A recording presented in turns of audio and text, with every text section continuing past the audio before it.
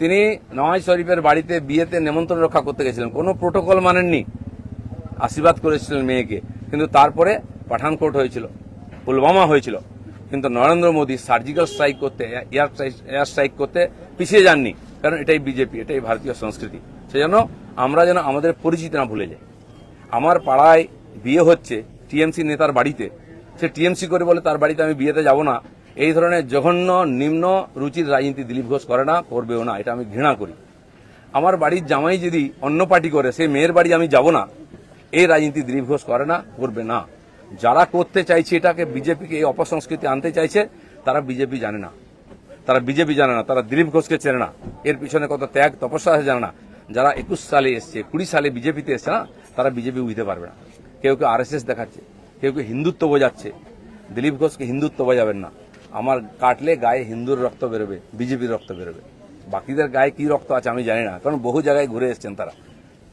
কে বড় বড় কথা কারা বলছে? যারা মমতা ব্যানার্জি আঁচলের তলায় থেকে নেতা হয়েছে। আরো বড় বড় কথা বলছে, অনেকে চরিত্রের কথা বলছে, যারা কালীঘাটের উচ্ছিষ্ট খেয়ে জীবন কাটিয়েছে, আজকে বিজেপির উচ্ছিষ্ট খেয়ে বেঁচে আছে, তারা দিলীপ ঘোষকে ক্যারেক্টার সার্টিফিকেট দিচ্ছে। যারা 4টে বিয়ে করে, 14টা গার্লফ্রেন্ড রাখে, রাত্রের জীবন একরকম, দিনের জীবন একরকম, তারা দিলীপ ঘোষকে ত্যাগী ভোগী বলছে। আহাম্মক। রাস্তায় দাঁড়িয়ে বলো লোকে কি বলবে। দিলীপ ঘোষ আজকেও রাস্তায় দাঁড়িয়ে আছে, কালো দাঁড়িয়েছিল, আগামী দিনেও থাকবে। মানুষ জানে দিলীপ ঘোষ কি করেছে, দিলীপ ঘোষ কি। আমার মন আর মুখ এক। আমি পর্দার আড়ালে কথা বলি না, কোন নেতার সঙ্গে বন্ধ ঘরে মিশি না, আমি সে যেই নেতা হোক। আমি চৌরাস্তায় দাঁড়িয়ে কথা বলি, ক্যামেরার সামনে কথা বলি। এটা দিলীপ ঘোষ। তাতে যদি কারো কষ্ট আমার কিছু করার নেই। দিলীপ ঘোষের মিশন ঠিক আছে, দিলীপ ঘোষ পাল্টাবে না, তার নীতি পাল্টাবে না। দিলীপ ঘোষ বাংলায় পাল্টাতে এসছে, অর্ধেকটা হয়ে গেছে। যারা কোনোদিন পার্টির জন্য কন্ট্রিবিউশন করেননি, তারা বুঝবেন না বিজেপি কি, দিলীপ ঘোষ কি।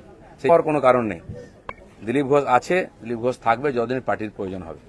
যে কর্মীরা আবেগে ভাসছেন, আবেগে ভাসার সময় নয়। যদি সত্যি সংকট আছে, লড়াই করুন।